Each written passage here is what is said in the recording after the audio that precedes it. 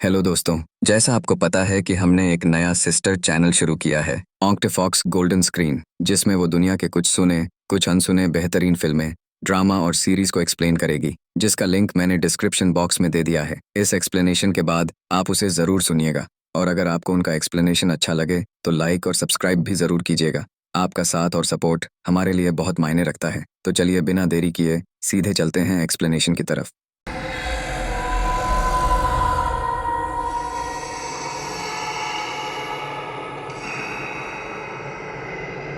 Film की शुरुआत में हम कुछ लोगों को एक छोटी बच्ची को आईने के सामने खड़ा करके एक अजीब मंत्र पढ़ते हुए देखते हैं। वो कहते हैं, शुद्ध खून के बदले दौलत का दरवाजा खोलो। यानी वो उस मासूम बच्ची की बलि देकर किसी शैतानी ताकत से अमीर बनना चाहते थे। तभी पास ही एक आदमी जमीन पर खून से लथपथ पड़ा दिखाई देता है। इसके बाद कहानी अरविना की तरफ बढ़ती है, जो एक वॉशरूम की सफाई कर रही होती है। तभी उसे अचानक एक आदमी की परछाई दिखाई देती है, लेकिन अगले ही पल वो गायब हो जाती है। फिर देखते ही देखते पूरा बाथरूम ढेर सारे कीड़ों से भर जाता है, लेकिन कुछ ही देर बाद वो भी रहस्यमय तरीके से गायब हो जाते हैं। इसके बाद हम अरविना की माँ को देखते हैं, जो एक आईना बंद करती है और सुई से अपनी उंगली चुभा लेती है। तभी अरविना उससे पूछती है कि क्या उसे ऐसा महसूस होता है जैसे हर दिन कोई नई सुई उसके शरीर में चुभ रही हो। ऐसा लगता है कि उसकी माँ ये अजीब काम रोज करती है। फिर पता चलता है कि अरविना एक मनोचिकित्सक से इलाज करवा रही है। दवाइयाँ लेने के बावजूद उसे अब भी अजीब अजीब चीजें दिखाई देती हैं। अरविना बताती है कि ये सब कुछ अभी हाल ही में शुरू हुआ है। उधर उनके परिवार की आर्थिक हालत भी बेहद खराब है, इसलिए वो अपनी माँ से घर बेचकर किसी सस्ते किराए के मकान में रहने की सलाह देती है, लेकिन उसकी माँ इस बात को साफ मना कर देती है।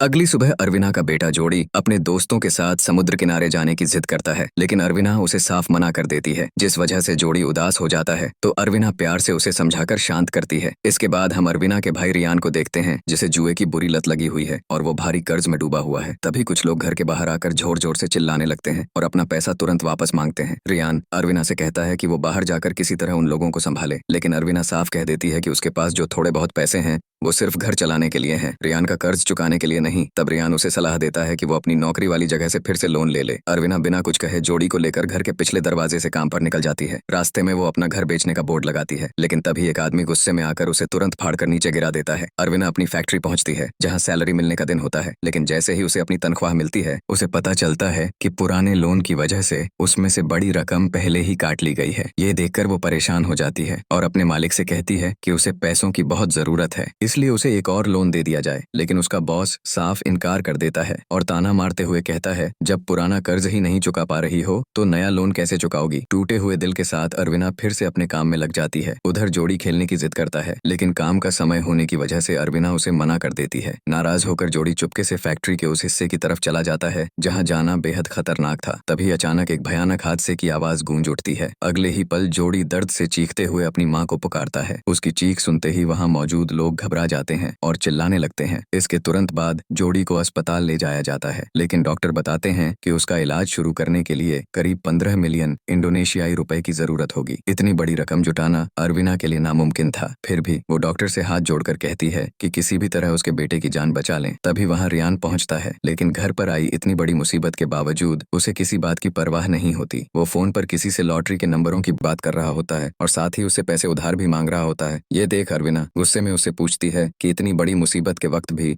उसने उसके एक भी फोन का जवाब क्यों नहीं दिया। अरविना उसे बताती है कि जोड़ी का भयानक एक्सीडेंट हो गया है और वो अस्पताल में जिंदगी और मौत के बीच लड़ रहा है। लेकिन ये सब सुनने के बाद भी रियान के चेहरे पर जरा सा भी पछतावा दिखाई नहीं देता। इसके बजाय रियान ठंडे लहजे में कहता है, तुमसे अपना बच्चा तक ठीक से संभाला नहीं जाता और बड़ी बड़ी बातें करती हो। ये सुनते ही अरविना अपना गुस्सा रोक नहीं पाती और उसे जोरदार थप्पड़ मार देती है। जवाब में रियान भी उस पर हाथ उठा देता है। तभी इस हंगामे के बीच अचानक रियान के फोन पर एक कॉल आती है। वो कॉल को उठाता है, लेकिन दूसरी तरफ से कोई जवाब नहीं मिलता। उसी पल घर का लैंडलाइन भी बजने लगता है और साथ ही घर की सारी घड़ियां एक साथ बजाने लगती हैं। ये अजीब आवाजें सुनकर उनकी माँ की नींद खुल जाती है। तभी दरवाजे पर वही आदमी आता है जिसने पहले घर बेचने वाला बोर्ड हटाया था। उसका नाम डार था। वो बताता है कि वो अरविना के पिता का बहुत करीबी दोस्त और बिजनेस पार्टनर रह चुका है। मौका मिलते ही अरविना उससे अपने लापता पिता के बारे में पूछती है। तभी रियान उसका मजाक उड़ाते हुए कहता है कि कोई भी आदमी एक कुंवारी माँ जैसी बेटी को अपनी औलाद कहने में शर्म महसूस करेगा। ये सुनकर अरविना कहती है कि वो खुद एक शराबी, जुआरी और चोर है जिस पर गर्व करने लायक कुछ भी नहीं है। इसके बाद डार बताता है कि आखिरी बार जब उसके पिता ने एक बहुत बड़े प्रोजेक्ट का ऑफर ठुकरा दिया था, तभी से उन्होंने सबसे संपर्क तोड़ दिया और उसके बाद से आज तक उनका कोई पता नहीं चला। इसके बाद डार अपनी जेब से घर बेचने वाला वही इश्तिहार निकालता है और अरविना को एक फैक्ट्री में नौकरी का ऑफर देता है। जैसे ही वो एडवांस के तौर पर कुछ पैसे देता है, अरविना की मां लालच में आकर झट से वो पैसे छीन लेती है। फिर घर के कर्ज का हवाला देकर अरविना पर यह नौकरी करने का दबाव बनाने लगती है। पहले तो अरविना अपने बीमार बेटे जोड़ी का हवाला देकर मना कर देती है, लेकिन उसकी मां कहती है कि उसे शुक्रगुजार होना चाहिए कि कोई मदद करने के लिए तैयार है। इतना ही नहीं, वो जोड़ी को मनहूस और नाजायज औलाद कहकर उसका अपमान भी करती है और पैसों के बदले अरविना को हर हाल में काम पर जाने का आदेश देती है। अपने बेटे के इलाज के लिए पैसों की सख्त जरूरत होने की वजह से अरविना मजबूर होकर ये नौकरी करने के लिए मान जाती है। अगले दिन जब वो डार के साथ फैक्ट्री की तरफ निकलती है तो उसे पता चलता है कि उस जगह का नाम तो किसी नक्शे में भी मौजूद नहीं है। डार बताता है कि ये इलाका दुनिया से कटा हुआ और बेहद सुनसान है। वो फैक्ट्री घने जंगल के बीचों बीच छिपी हुई थी। वहाँ पहुंचने पर अंकल डारमोनो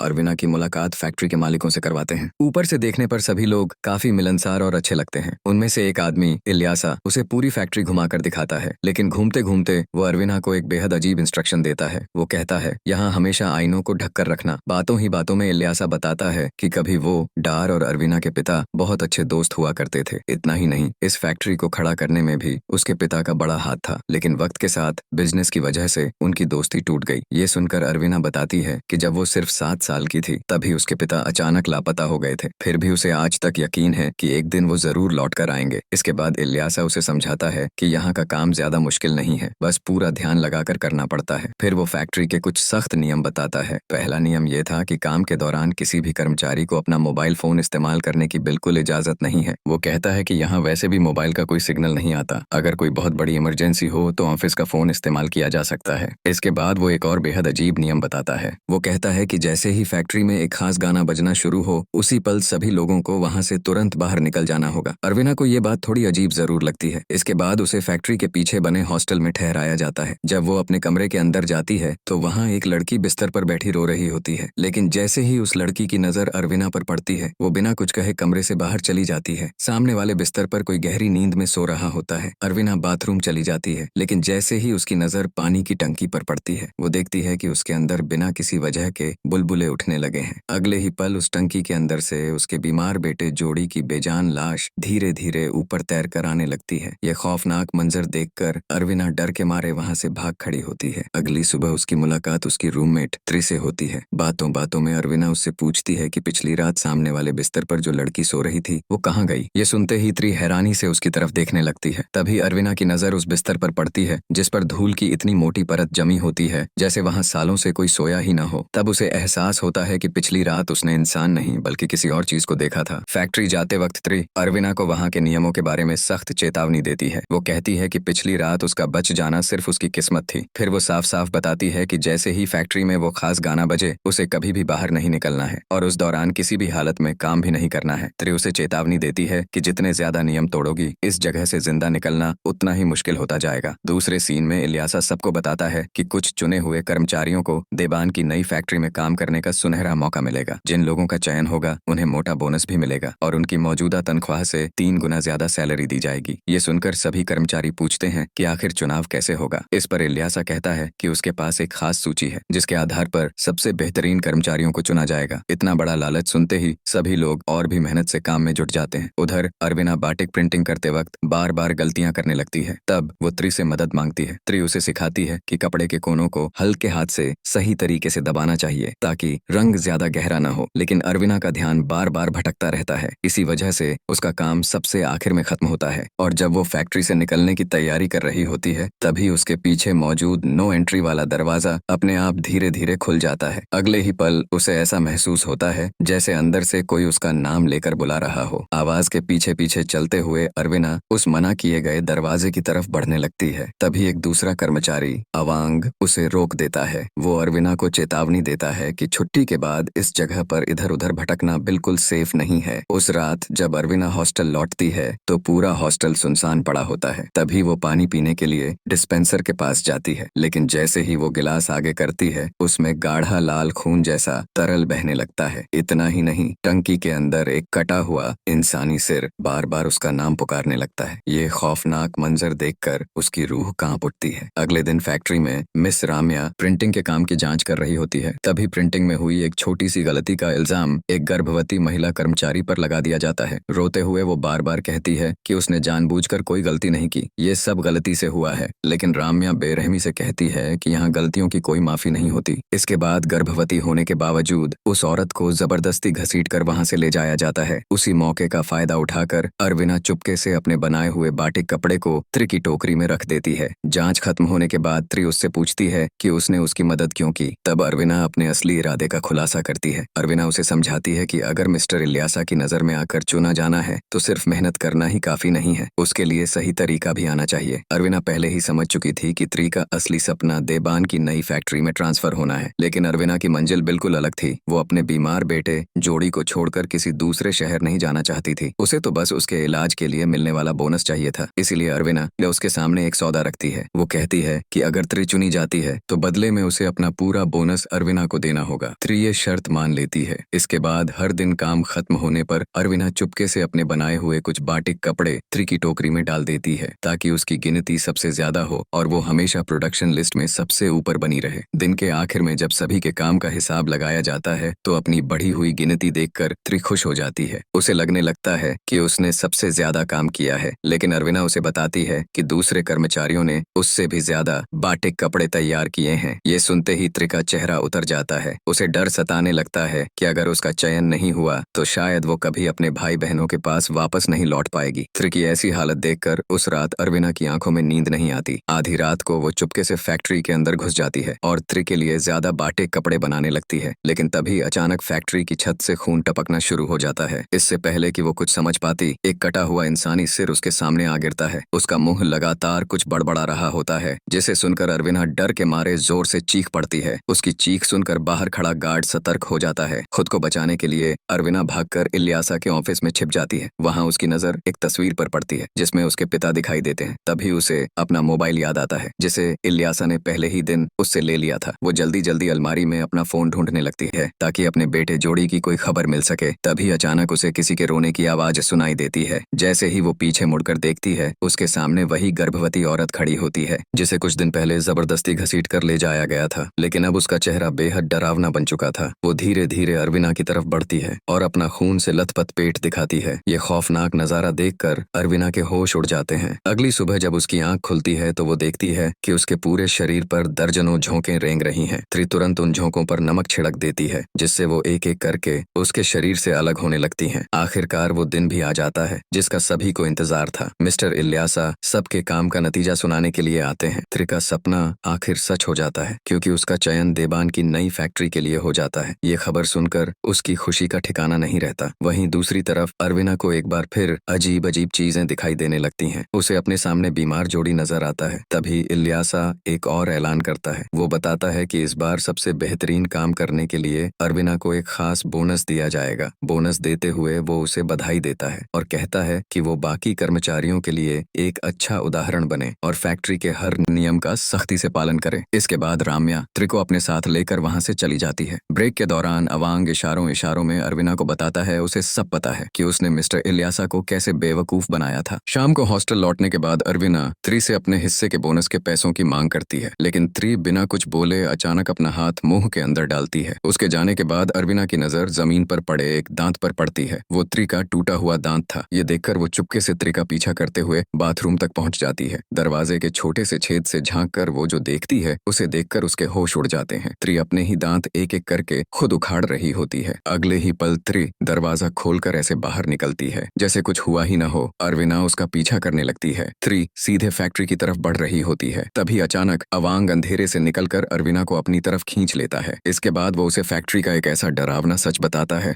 जिसे सुनकर उसके पैरों तले जमीन खिसक जाती है। अवांग बताता है कि इल्यासा का ट्रांसफर वाला वादा सिर्फ एक झूठ है। हर महीने क्लिवलैंड फ्राइडे के दिन एक कर्मचारी को चुना जाता है और फिर वो इंसान हमेशा के लिए गायब हो जाता है। अवांग कहता है कि उसका एक दोस्त भी इसी तरह लापता हो गया था। अपनी जान बचाने के लिए ही वो आज तक इस भयानक सच को छुपा कर बैठा था, लेकिन आज आखिरकार उसने हिम्मत करके पूरा सच बता दिया। ये सब सुनने के बाद अरविना गुस्से में उसे डरपोक कहती है। वो कहती है कि इतना बड़ा सच जानने के बावजूद भी उसने किसी को बचाने की कोशिश नहीं की। जाएगी। तभी उसी वक्त राम्या कुछ आदमियों के साथ त्रि को जंगल की तरफ ले जाती है। त्रि की जान बचाने के लिए अरविना अकेले ही उनका पीछा करने निकल पड़ती है और दोनों मिलकर घने जंगल में उन्हें ढूंढने लगते हैं। लेकिन वो जंगल किसी भूल भुलैया से कम नहीं था। वो जितना आगे जाते फिर से उसी जगह लौट आते। तभी अचानक अरविना को जंगल के एक कोने में अपने लापता पिता दिखाई देते हैं। वो इशारों से उसे सही रास्ता दिखाते हैं। फैक्ट्री की मालकिन राम्या और उसके आदमी एक खौफनाक तांत्रिक रिचुअल कर रहे थे। वो डामयांग नाम के एक शैतान को बुलाने की कोशिश कर रहे थे। त्रि का ट्रांसफर कोई इनाम या प्रमोशन नहीं था, बल्कि उसे शैतान के सामने बलि चढ़ाने के लिए चुना गया था। जहाँ राम्या आगे बढ़ती है और त्रि का गला काटकर उसकी बलि चढ़ा देती है, उसी समय दूसरी तरफ अरविना की माँ अपनी उंगली में सुई चुभाकर खून निकालती है और एक आईने के सामने बैठकर वही मंत्र पढ़ने लगती है। यानी वो घर बैठे ही उस खौफनाक तांत्रिक रिचुअल का हिस्सा बन चुकी थी। इसके बाद कहानी फिर जंगल की तरफ लौटती है, जहाँ त्रि के खून को वेदी पर रखे एक आईने पर लगाया जाता है। लेकिन तभी अवांग की एक छोटी सी गलती की वजह से दोनों पकड़े जाते हैं। उन्हें देखते ही राम्या अपने आदमियों को आदेश देती है कि दोनों को जिंदा पकड़ लिया जाए। इस अफरा तफरी में अवांग उनके हाथों में फंस जाता है, लेकिन अकेली और बेबस अरविना के पास वहां से भागने के अलावा कोई दूसरा रास्ता नहीं बचता। भागते भागते उसका पैर पेड़ की एक टहनी से टकरा जाता है। जब वो दोबारा आंखें खोलती है तो खुद को अपने पूरे परिवार के साथ खाने की मेज पर बैठा हुआ पाती है। उसका बेटा जोड़ी प्यार से अपने हाथों से उसे खाना खिलाने की जिद करता है। तभी उसकी माँ कहती है कि अगर अरविना हमेशा के लिए इस फैक्ट्री में रहने के लिए तैयार हो जाए तो जोड़ी कभी बीमार नहीं पड़ेगा, रियान को अच्छी नौकरी मिल जाएगी और उनके घर में कभी किसी चीज की कमी नहीं रहेगी। फिर वो अरविना से पूछती है कि क्या वो इस सौदे के लिए तैयार है या नहीं। ये सब सुनकर अरविना गहरी दुविधा में पड़ जाती है। तभी अचानक जोड़ी कह देता है कि अब माँ उनसे प्यार ही नहीं करती। ये सुनते ही अरविना की माँ का प्यार भरा चेहरा पल भर में डरावना बन जाता है। वो अरविना को एहसान फरामोश कहती है और जोड़ी को फिर से नाजायज औलाद कहकर उसका अपमान करती है। इसके बाद वो अजीब तरीके से मेज पर रेंगते हुए अरविना की तरफ बढ़ने लगती है और उसे हर हाल में फैक्ट्री में रुकने का आदेश देती है। ये सब देखकर अरविना का गुस्सा फूट पड़ता है। वो पास रखा एक कांटा उठाती है और सीधा उसकी गर्दन में घोंप देती है। लेकिन अगले ही पल जब उसे होश आता है तो वो हैरान रह जाती है, क्योंकि उसने अपनी माँ को नहीं बल्कि फैक्ट्री की बेरहम औरत राम्या को मार गिराया था। इसके बाद अरविना भागते हुए फैक्ट्री की तरफ दौड़ पड़ती है। रास्ते में उसे खून से लथपथ त्रि दिखाई देती है। अरविना रोते हुए उससे माफी मांगती है, लेकिन कुछ ही पल बाद उसे एहसास होता है कि ये भी उसकी एक और खौफनाक कल्पना थी। तभी मौके का फायदा उठाकर इल्यासा पीछे से उस पर हमला कर उसे बेहोश कर देता है। जब अरविना की आंख खुलती है तो वो खुद को इल्यासा के ऑफिस में कैद पाती है। तभी उसकी नजर कर्मचारियों के ट्रांसफर की एक लिस्ट पर पड़ती है। उस सूची में जनवरी से जून तक कई नाम लिखे होते हैं, लेकिन जल्द ही उसे समझ आ जाता है कि ये ट्रांसफर की लिस्ट नहीं बल्कि उन कर्मचारियों की सूची थी जिन्हें एक एक करके शैतान की बलि चढ़ाने के लिए चुना गया था। और उस लिस्ट में अगला नाम अरविना का ही होता है। इल्यासा शांत बनने का नाटक करते हुए उसे समझाता है कि वो फैक्ट्री के बाहर बेहोश मिली थी, इसलिए उसे यहाँ लाया गया। जब अरविना जंगल में त्रि के साथ हुई घटना का जिक्र करती है तो इल्यासा झूठ बोलते हुए कहता है कि मैडम राम्या और त्रि किसी जरूरी काम की वजह से पहले ही देबान की नई फैक्ट्री के लिए निकल चुके हैं। इसके बाद वो अरविना को एक लिफाफा देता है और कहता है कि जाते जाते त्रि ये उसके लिए छोड़ गई थी। लिफाफा खोलते ही अरविना को उसमें त्रि का बोनस मिलता है, जिसे देखकर वो कुछ पल के लिए हैरान रह जाती है। लेकिन तभी उसकी नजर इल्यासा के हाथ पर बने एक तांत्रिक कट के निशान पर पड़ती है। उसी पल उसे समझ आ जाता है कि इल्यासा उससे झूठ बोल रहा है। बिना देर किए अरविना उस पर हमला कर देती है। जब वो इल्यासा को बताती है कि राम्या मर चुकी है तो उसके चेहरे का रंग उड़ जाता है। वो घबराकर कहता है कि अरविना की इस हरकत की वजह से अब शैतान उन सबको मार डालेगा। तभी अचानक ऑफिस की लाइटें तेजी से टिमटिमाने लगती हैं। इल्यासा डर के मारे अपनी जान की भीख मांगते हुए चिल्लाता है, जल्दी उस आईने को ढक दो, अगर ऐसा नहीं किया तो उसके अंदर मौजूद शैतान बाहर आ जाएगा और हम सबको मार डालेगा। लेकिन उसकी बात पूरी भी नहीं हो पाती कि तभी आईने के अंदर से एक भयानक साया बाहर निकलकर इल्यासा को उसी आईने के अंदर ले जाता है। अरविना वहां से किसी तरह भाग निकलती है और फैक्ट्री के उस मना किए गए कमरे में जाकर छिप जाती है। वहां उसे तांत्रिक रिचुअल में इस्तेमाल होने वाला सामान, इंसानी दांतों से बना एक डरावना हार और अवांग भी मिल जाता है। दोनों मिलकर वहां से बाहर निकलने का रास्ता ढूंढने लगते हैं। तलाश करते करते वो एक गुप्त कमरे तक पहुंचते हैं जो किसी जेल की कोठरी जैसा दिखाई देता है। अंदर का नजारा देखकर दोनों के होश उड़ जाते हैं। वहां फैक्ट्री के कर्मचारियों और मैडम राम्या के कई साथियों की लाशें बिखरी पड़ी होती हैं, जिन्हें बेरहमी से बलि चढ़ा दिया गया था। तभी अचानक अवांग का व्यवहार पूरी तरह बदल जाता है। वो जोर जोर से हंसने लगता है, फिर संगीत चला देता है और अजीब तरह से नाचने लगता है। ये देखकर अरविना को उस पर शक होने लगता है। वो दीवार पर लगे आईने से कपड़ा हटाती है, लेकिन अगले ही पल डर से कांप उठती है, क्योंकि आईने में अवांग का चेहरा नहीं बल्कि एक भयानक शैतान का चेहरा दिखाई दे रहा होता है। तब उसे पता चलता है कि असल में अवांग पर किसी शैतानी ताकत ने पूरी तरह कब्जा कर लिया है। अगले ही पल अवांग उसे जमीन पर पटक देता है। तभी अरविना के सामने सामने अतीत की एक झलक उभरती है। उसे पता चलता है कि फैक्ट्री की दौलत और ताकत बढ़ाने के लिए राम्या, इल्यासा और डार ने काले जादू का सहारा लिया था। अरविना के पिता ने इस पाप का विरोध किया था, लेकिन उन्हें जरा भी अंदाजा नहीं था कि उनकी अपनी पत्नी भी इस खौफनाक साजिश का हिस्सा बन चुकी थी। अतीत की उस झलक में अरविना को पता चलता है कि गरीबी से छुटकारा पाने के लिए उसकी अपनी माँ ने उसी दिन कसम खाई थी कि सही समय आने पर वो अरविना को शैतान के हवाले कर देगी। इसके तुरंत बाद राम्या ने अरविना के पिता का बेरहमी से हत्या कर दी थी। अरविना को अब तक सिर्फ इसलिए जिंदा रखा गया था ताकि सही वक्त आने पर उसकी भी बलि चढ़ाई जा सके। ये भयानक सच जानकर अरविना के पैरों तले जमीन खिसक जाती है। तभी वो शैतान कहता है, अब तुम्हें सब समझ आ गया ना अरविना, तुम्हारे अपने परिवार ने ही अपना कर्ज चुकाने के लिए तुम्हें हमारे हवाले कर दिया था। इसके बाद वो उसे एक खंभे से बांध देता है और उसकी बलि की तैयारी शुरू कर देता है। लेकिन अरविना किसी तरह अपनी रस्सियां तोड़कर वहां से भाग निकलती है और एक ऐसे कमरे में जाकर छिप जाती है जहां पहले बलि चढ़ाए गए लोगों की लाशें छत से लटक रही होती हैं। तभी वो शैतान उसका पीछा करते हुए वहां पहुंच जाता है। जब अरविना उसे राक्षस कहती है तो वो ठंडी हंसी के साथ जवाब देता है, हो सकता है मैं राक्षस हूँ, लेकिन तुम्हारा परिवार मुझसे भी बड़ा राक्षस है। तभी अचानक पास रखे एक आईने से किसी की आवाज सुनाई देती है। अरविना जैसे ही उसकी तरफ बढ़कर देखती है, उसे अपने पिता की आत्मा